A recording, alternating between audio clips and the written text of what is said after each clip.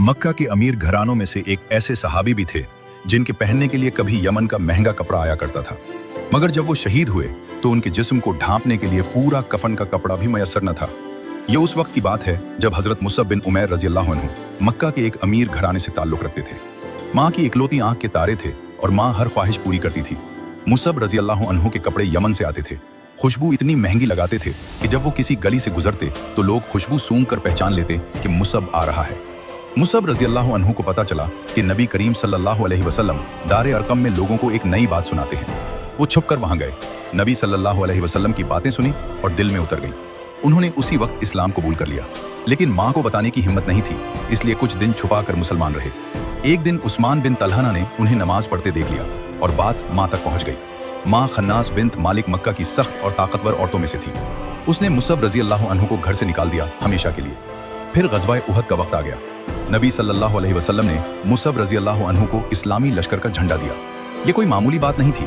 झंडा थामने वाला पूरी फौज के आगे होता था और सबसे ज्यादा खतरा भी उसी को होता था। दुश्मन की पहली कोशिश यही होती थी कि झंडा गिरा दो। दुश्मन का एक सवार इब्न कमा मुसअब रजी अल्लाह अन्हु की तरफ बढ़ा। इसका एक ही मकसद था, झंडा गिराना। उसने तलवार से मुसअब का दायां हाथ काट दिया। मुसअब रजी अल्लाह अन्हु ने बगैर एक लम्हा रुके झंडा बाएं हाथ में थाम लिया। इब्न कमा ने दूसरा वार किया और बायां हाथ भी काट दिया।